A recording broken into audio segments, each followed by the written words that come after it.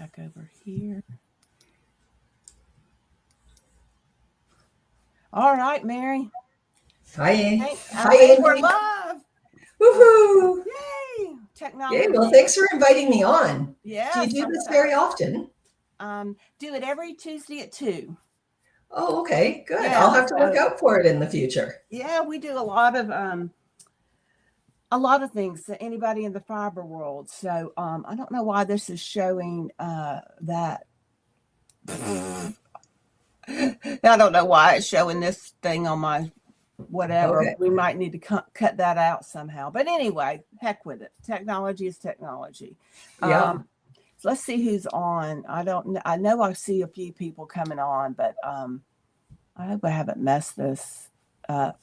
But Mary, I'm so excited because we met just in March. And Yeah. at H&H. We met at H&H. Yeah. Yes. And Christine had who Peachtree Fiber Adventures had, approached me and wanted me to learn the fission knitting. And I was like, no, that doesn't look like something I could do. And then I kept thinking every night, I was thinking and thinking. Finally, I just said, I think I want to do it because it's cool. And and since then, I am addicted. So I just couldn't wait to share, to introduce you and to tell everybody about you. And I'm going to do a class next week, but I'm just so excited to have you on to talk about it a little bit more. So I'm going to turn it over to you to introduce yourself and kind of tell us a little bit about you and where you're coming from. Well, I'm coming from Toronto. I'm a designer out of Toronto, and I've been doing this it's coming up on 6 years now. Wow. And I just sort of fell into reversible knitting, and I started playing with it. And now I have 2 kinds of reversible knitting that I do. And Angie was saying one of them is called Fission, and that's one she's learned, and it's the easier one to learn, although it looks like the more complicated of the 2. I'm wondering if I should show what my different kinds of thing are, or if I should wait for a few more people to join, or I just go ahead. Just go ahead. They're going to be able to replay it and see it. Okay. Well, what I'm going to do is I'm going to switch cameras because it's easier to see if close up. Okay. So this is a piece of fission knitting. And in fission knitting, what you have is a piece of fabric where it's all knit with a marl. That means that you're holding 2 yarns together. And what you end up with is a design on one side, and you can end up with a completely different design on the other side. And you have this nice color, that you can create cables in the 2 colors that you have in your background. And it has quite a dramatic effect when you wear like something that's all one color on one side with something different in a different color on the other side. So that's one of my forms of reversible knitting. And my other form of reversible knitting is called fusion knitting, which is this, which you haven't learned yet, Angie. No. But this one is not knit in a marl, and it tends to create a bolder design. But so what you can see is the background is very orderly, and that's because you knit with 1 color at a time. So I'll knit 1 row in this gold color, and then I'll knit the next row in gray.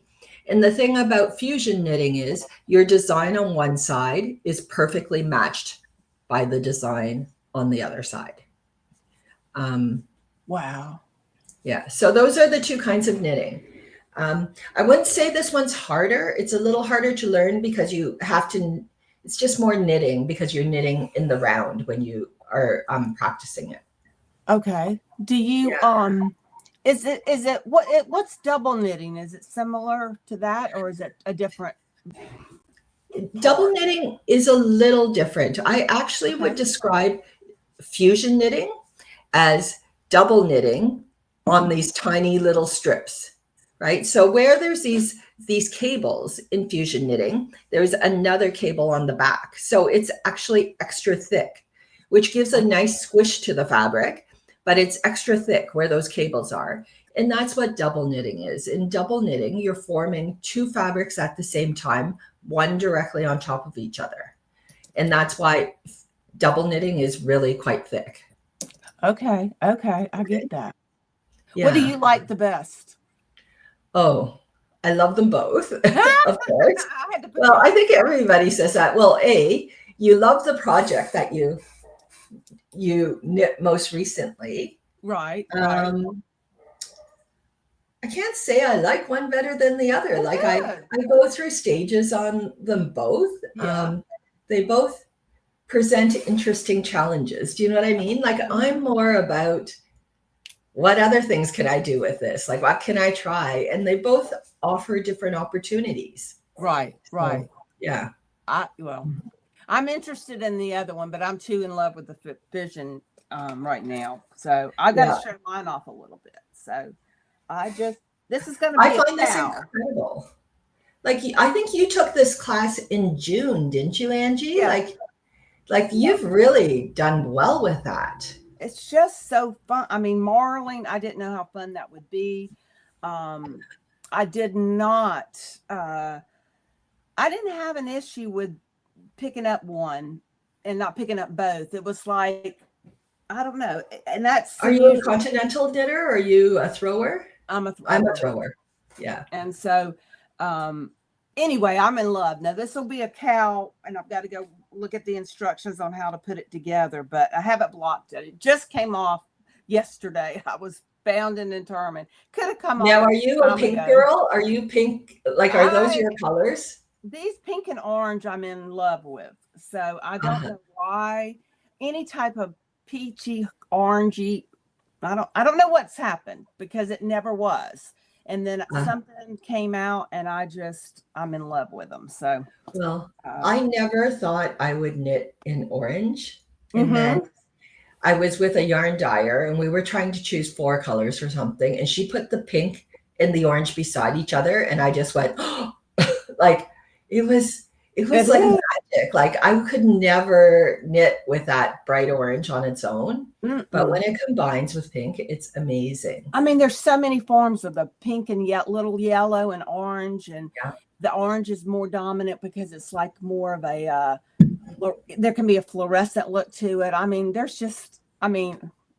if it's in the queue, I mean, if it's somewhere, my eyeballs are going straight for it. So yeah, I wouldn't be surprised if I had nothing but those colors coming. But anyway, let me say, Lindsay Penny lives in Michigan, and she loves your patterns. Ooh, thank you, Lindsay. And marling or 2-color squishy garter stitch with beautiful winding 1x1 cables. So. Wow, you completely described my work, Lindsay. I know I was trying to do it, but now she did a much better job. Yeah, exactly. And then my friend Deborah Sue is online, and so is Laura. So that's good. And let's see, Lindsay came back and said, I'm actually on a huge 2-color garter stitch mixed with double knitting kick right now. I've been swatching all week. So wow, that's pretty cool.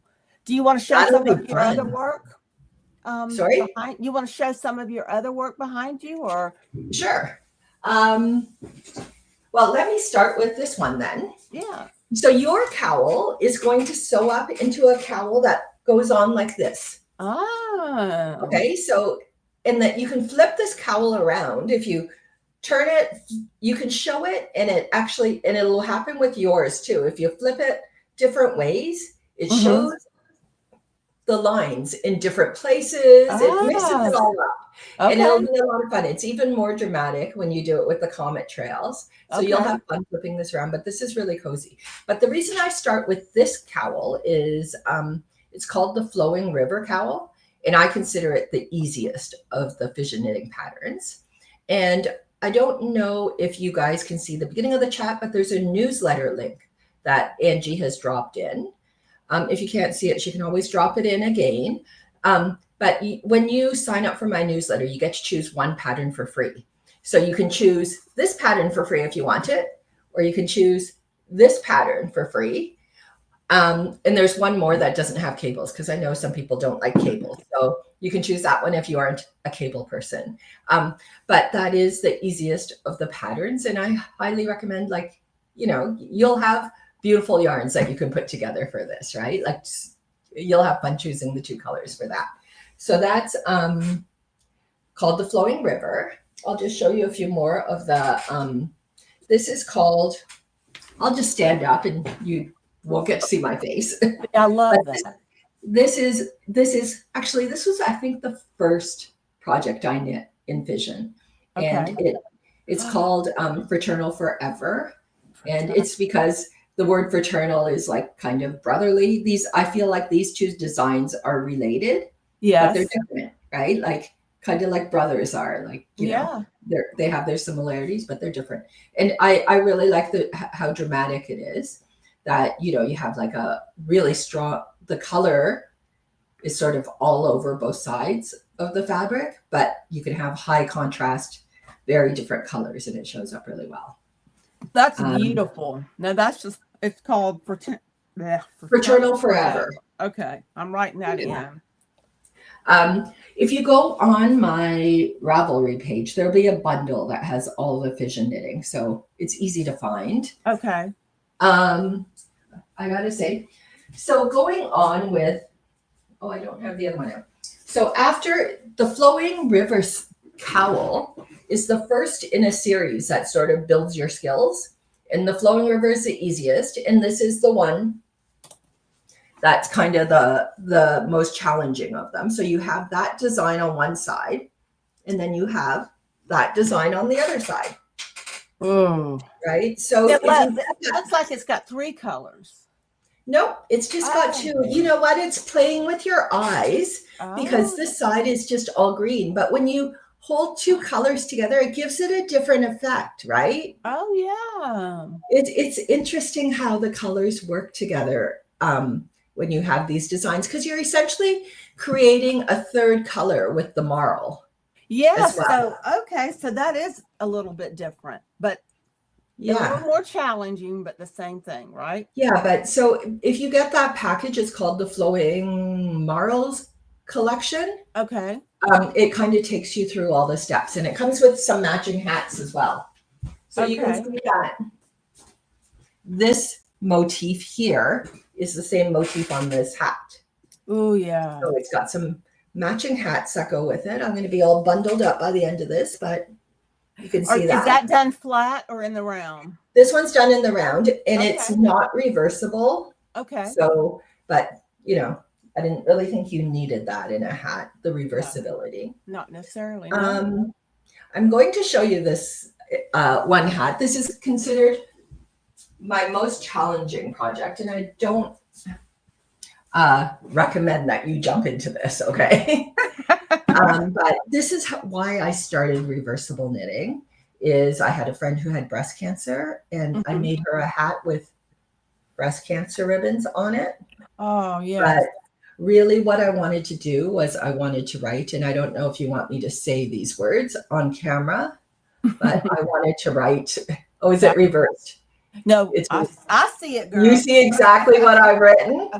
But this is why I started reversible knitting, was I wanted to make this hat for her. And she didn't want to wear these words on the outside. She wanted to have them held close to her thoughts. And she did.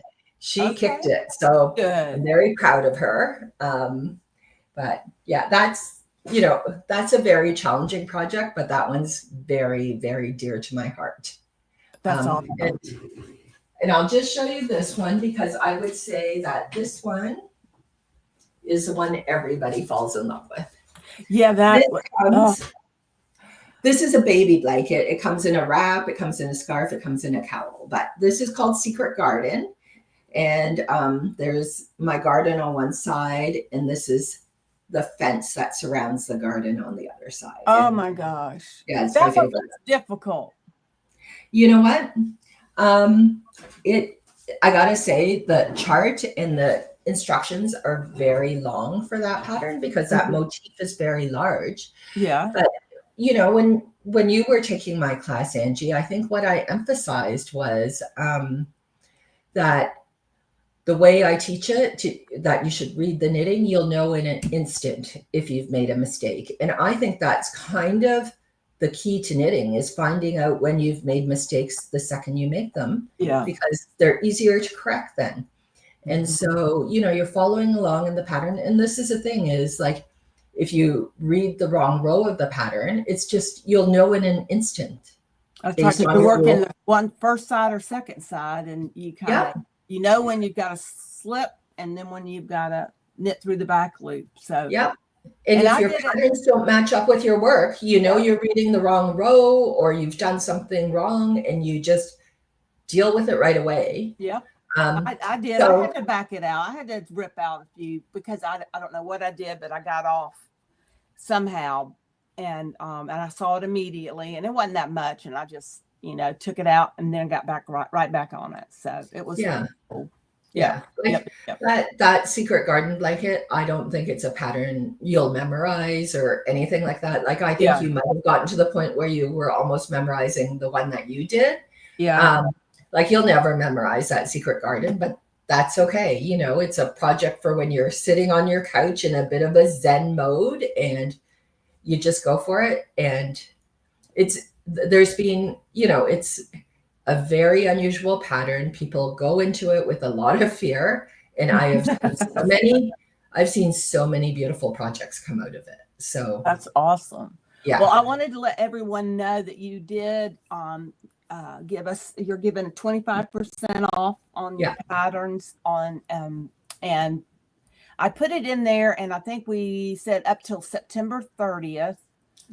And the code is Yogi something. I forgot. I think it must be Yogi 25. That's usually That's it. Yogi 25 is the code. So, and then I also dropped a link in because I am teaching the Fission Knitting workshop that I took from Mary on Sunday at from 2 to 4. And so if you want to join us, it's not too late, and you can click on my link and go to my website and sign up for that. So I am, like I said, she taught several yarn store owners this, and I'm excited that I can put it to work. So I can't wait to show everybody. I'm so excited that you got to this so quickly, Angie. Like, this is very impressive. But you know what? It's always fun to share something. Like, I can see that you're excited, and it's just so fun to share that with other people, right? It's just something different, and it's something I thought I'd not learned. So, and I don't know. I'm real excited. So, but talk about yarn choices as colors. I know we are doing fingering because of, especially we don't want it too thick down in the South, and that gives a perfect feel. But color-wise, how do you make your choices on doing that?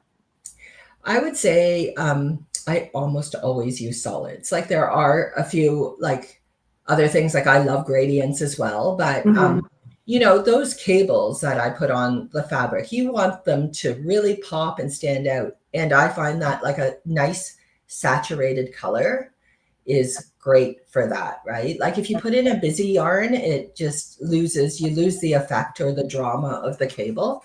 So a nice smooth round yarn is great. And then you also want to make sure there's enough contrast between the colors. And my easiest trick for determining contrast is some of you have probably done this before, is you take the yarn, you put it together, and you take a picture of the two yarns together with your cell phone or your smartphone or whatever you have. And then you go and you edit the picture, and you can turn your picture to black and white.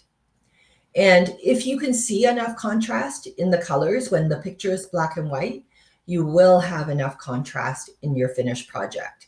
And I've talked to lots of people about this before. It's just turning your pictures to black and white is fascinating because you don't expect things to turn out the way they do. Like, yellow is the real shocker for everybody. These two oranges are also a shocker. We're so close, and I thought, I don't know if it's going to show up. And then I think it was Christine that said, Angie, do the black and white thing. I go, oh, okay, yeah. And I was shocked that this was white, and this was so I knew instantly it was going to do it. It pops pretty good, but I just like it. I mean, it does pop. It pops plenty. It pops. I can see where some fluorescent or something like that might pop a lot more, but Yeah.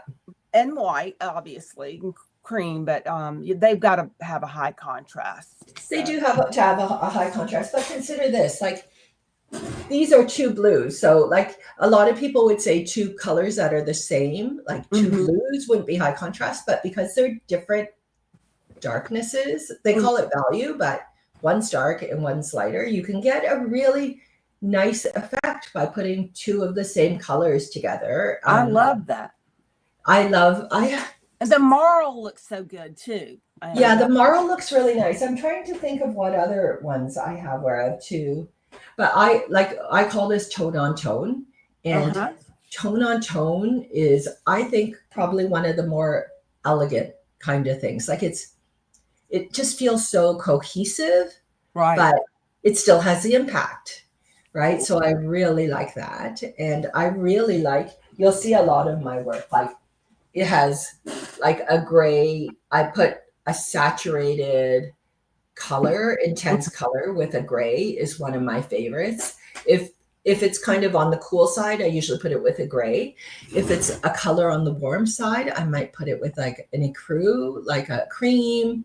Like I kind of stay away from stark white, but just, a cream would just be a little warmer and that would pair really nicely with, let's say, a burgundy or something where you want some warmth to your product, right? Well, Lindsay has another comment. She says, Mary's patterns feed her need for a challenge. The more difficult and intricate, the better. Once you've mastered the technique, it's extremely satisfying. Every project is a masterpiece. So have you tried something, Lindsay? Yeah. She's the one that did the, she mentioned she did the Marlene 2-color squishy garter. I don't know what the color name is. Well, I do have a pattern name. Tell us what the pattern. Yeah, we'll wait for Lindsay to respond there, but I would be honored if you knit some of my stuff, Lindsay. But I do like a challenge, and I do like trying new things. Oh my goodness, she's finished 4. Wow, Lindsay. Well, thank you. That's awesome. Yes. And have you, Lindsay, now Lindsay's totally on my mind. Have you only done fission, or have you done fission, fusion? Have you tried any of the woven? Yeah, so I want you to talk about that. Well, do you want me to just give you a flash of the stuff I'm working on now? Because I think this might be what Lindsay says is on the complex side. You got to tell us where you're going next and all that good stuff. But this is what I'm working on now, which I'm absolutely in love with. And this is what I call woven. But can you see how this looks like a woven fabric? Like, yes. Right? And so I've recently...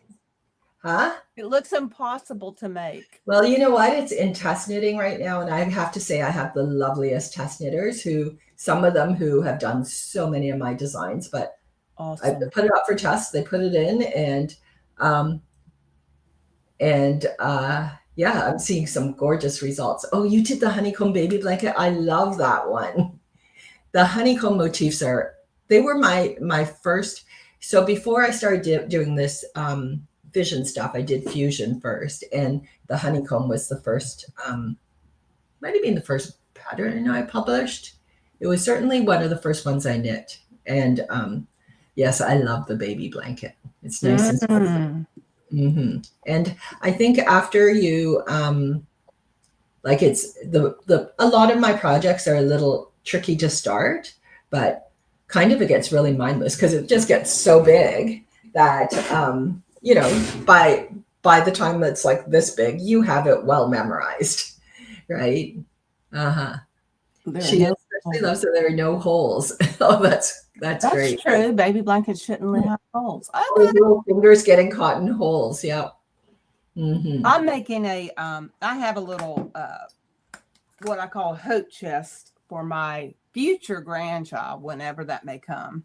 Oh, fantastic. And I never, because I don't know when it will be, and I'm not sure if I'll be still knit. I don't know. I don't know all. But I know my son loves scarves that I've done. So hence he'll get one of these.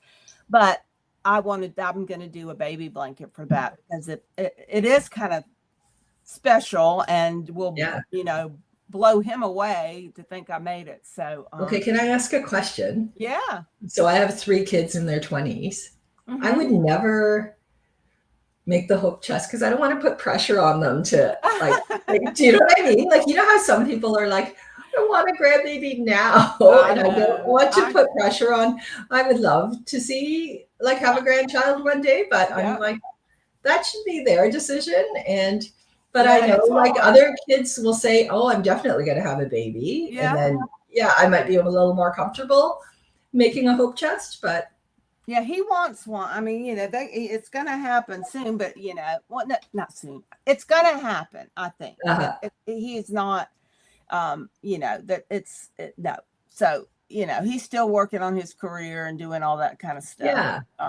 I'm okay with that. I didn't have him until I was 35. So, but the deal is I just wanted to make sure I have arthritis real bad, but I just wanted to make sure he had some of my things. So, that I made. So that's what I've been doing. So anyway. So that sounds like what my mother-in-law is doing. My mother-in-law has 9 grandchildren.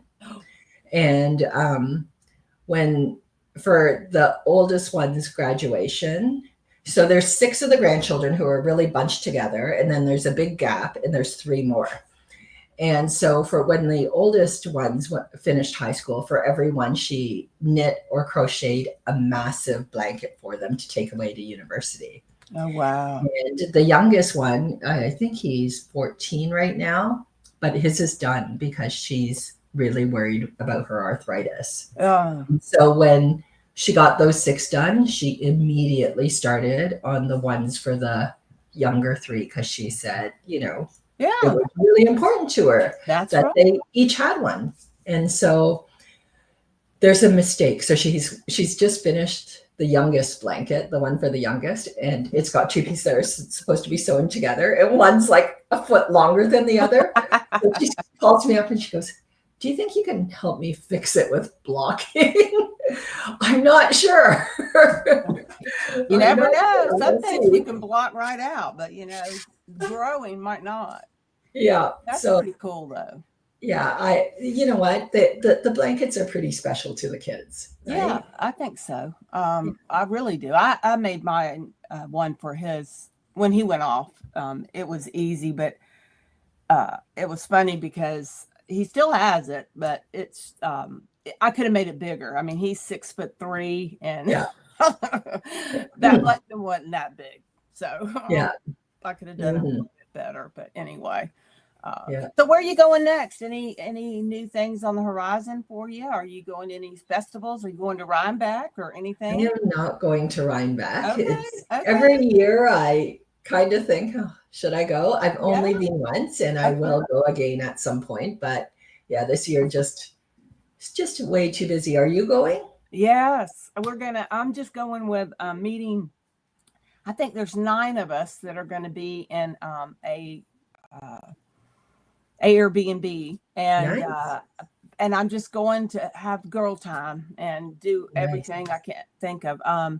Crystal Hyatt and Kimberly McAlinden are gonna, and Olga Patano and a few of their friends. So I'm so excited. So nice. I'm trying to figure out how I'm going to take my spinner, e-spinner, because I've been practicing a little bit, but they are well into e-spinning, and I know they can help me. So they told me to bring it, but I'm going to fly, so I got to figure something out. So yeah. But e-spinners aren't that big, are they? No, well, mine's a 6. It's not, and I got a cover for it, that a box, and I could put it in my carry-on and just wrap something around it and put it on. So that's probably how it's going to go.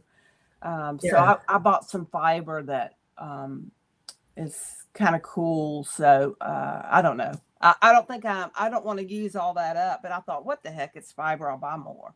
So yes, I don't exactly. want to spin with anything that's not pretty, Yeah. So when did you start spinning? Well, this is kind of funny. I haven't, the box set, the spinner set in the box for a couple of years. And then I took it to Christine's retreat, the first retreat in North Carolina. And that's when she learned, because she I didn't know learned Christine on mine. She learned with this. I had the spinner, so everybody was, so Kimberly was there, so she got us started, and I had it going, and I felt great about it. And then I come home, and then life happens, and you've got all this stuff going on, and I just didn't pick it back up. But so I did the other day. I've got all the little tools and the auto winder that comes with it, but and that one is made in Georgia, and I couldn't believe it, right up North Georgia. So I was pretty excited to see that. But I got all that. But I started last Sunday. I tried to, something's not right. It wasn't going in, and I thought, oh Lord, I'm not going to bother them. I'm just going to take it with me, and we'll figure it out. So I did all the YouTubes trying to figure it wasn't happening. So something wasn't set right. So, and I was trying to use the auto winder for the first time, and that may be what the problem is. So but no, I can't call myself a spinner yet. But anyway. That sounds like a lot of fun. And there's nothing like, I'm sure your friends are going to love helping you with it. Yeah. And it's so much easier to learn in an environment where you feel supported like that, where you know that something goes wrong and you just have to turn your head and that person's right there to answer your question, and it makes all the difference. We're coming from all over. I mean, from Minnesota, from New Jersey, everyone. So it's going to be, no other time we would be, except maybe on a Zoom. But I'm real, like you said, having their support, because I'm sitting there going, what in the world am I doing wrong? And and I was mad because I was ready. I wanted to do it. I wanted to get ready. But it's kind of fun. But that's the only, I've been playing with that. I'm a full-time knitter most of the time. But this year I've learned a lot of different techniques. So I did an intarsia pattern. It's something I found at H&H. So I enjoyed H&H for lots of finding new patterns and new techniques and stuff. That was fun. I just love meeting people at H&H. So many interesting people. Now, are you going again next year? I plan to. I mean, that's still a ways away, but yes. I mean, they changed the date favorite. A little bit. Sorry? I thought they changed it to May, maybe. I'm not sure. It is May. It is May. I think it was May last year as well. I thought it was March, but like I said, my brain's fried, so I don't even care. But I understand. It's fun though. Well, anything else the rest of the year you've got? What's going on? Anything? You got any classes, or are you teaching new people how to do fishing, like new yarn store owners? I am having a few more yarn store owner classes. I don't know. Do you carry any KFI yarns or Juniper Moon or? No, most of mine is indie dyed. You're mostly indie dyed? Oh, that's lovely. So I'm doing a big knit along, which will be new. Doing a knit along is a relatively new thing for me, and I'm doing that with Juniper Moon Farm, and I will show. Oh yeah. Where is it? Now, does anybody join and you just use Juniper Moon yarn? This is the problem: is everything gets lost in my room. Seriously. Oh, here it is. Showing where. But actually, this is designed to be it's going to be the easiest of all the fission knitting patterns. This is really very easy. And I'll tell you why, Angie, and you'll understand, is the cables on one side never cross the cables on the other side. So there's no jump stitches. Right? So, there's basically cables that travel left, cables that travel right, and cables that cross. It's actually a really, really simple pattern. So even if you guys don't join the knit along, or if you want to do it in a different yarn or something like that, that'd be a fun one for you to do in your shop, Angie. Yeah. Right? Yes. When's the knit along? The knit along is going to start in November. Okay. And it is, I guess the emails will go out from KFI. I don't know if you get their emails, but Like you could join, like even like without Juniper and Moon Yarn, you Okay. just would be eligible for the prizes, I think. Okay. Do you know what I Okay. mean? Yeah, I But just it's would just, love to do that. But that's beautiful. yeah, Is that a scarf? it will be a Okay. scarf. And sorry, I just didn't have the samples of this here. So it can sort of be, it's a relatively skinny scarf. Yeah. So it's meant to be, and actually what's interesting about it is this one I have on size, I call them 4 millimeter needles. I don't know what that means in US needles. And I have another one that's on 5 millimeter needles that makes a little wider a scarf. So you Okay. sort of get to, it works with those different gauges because it's in a really, it's in an alpaca that has a lot of halo. So it just looks good Ooh. in a lot of different gauges. So Okay. that gives you a little bit of room to make it wider or narrower, depending on what you're looking for. But it is Mm-hmm. meant to be like just a smaller scarf so you can wrap it a few times. Like I think that now that I'm getting older, I think, and probably because I avoid going outdoors if it's too cold, like the really big bulky scarves are only good like for little bits, whereas things that are smaller now, I actually wear in air conditioning. I wear just around the house to keep the chill off in the winter. You're in Georgia. I don't know if you have these problems, but like Oh yeah, I it's get cold in cold. different places, or when it's not quite cold outside, but it's enough to. I don't want a jacket. I've been using a cowl, um, and a sweatshirt because Yeah, grabbing all that, and I keep warm. So like just keeping your neck warm helps everything. that's what I've been doing lately is Yeah. just keeping something on my neck. So I'm finding these skinny scarves. So like that one, I have, they're with the photographer right now. I have a longer one. So you wrap it twice around. But I actually made a really short one where you can just clip it like Ah, with a little thing and it just meets right here and it's just perfect little size. Do you know what I mean? yeah, Like just barely there, no extra bulk, nothing yeah, flopping around. Like, I can't handle stuff that flops around if I'm trying to do work in the house, right? Like you don't yeah. want to bend Exactly. over to stir something and then have your Wow. scarf fit, Sounds right? like that's happened before, Mary. Oh, it might have. So, Lindsay said talks about she's got two French bulldogs and she wants to knit them sweaters using your techniques. oh, that would be interesting. It would. Yeah. You might just have to wrap them in a scarf. Yeah, I was thinking that. Actually, there was my friend's daughter was really into making little bandanas for dogs. Oh Like, and she yes. was making them for all our friends' dogs and all that. And she did one in one of my techniques. It was really cute, Oh, right? I bet that would work. Real that could work. Yeah. Yeah, it was really cute. I Hmm. like that idea. Yeah, dogs look really cute in bandanas. They do. And usually mine will get them at the groomers and they'll wear them until, they're filthy because I have a Yeah. Great Pyrenees that likes to go digging and all that. So they never give her one big enough though. So I've got some material that I'm going to cut and give it to him just so that she gets one that fits her and not looking like some kind of crazy person with That's something cute. too small. But anyway, That sounds how really that cute. works. It does. Well, I appreciate everything. Did you get your cup of tea? We said we were going to have one. So I always have my tea in one of these, right? So what did you have today? Well, I don't mix mine up. I am Chinese, so I drink Chinese tea. Oh, So I drink green tea all the time. okay. Yeah. Now, you And know what are what you having? I'm having pears and cinnamon, and it's a black tea. No, it's rooibos. It's rooibos tea. But I learned learned a lot recently. But I learned about the green tea.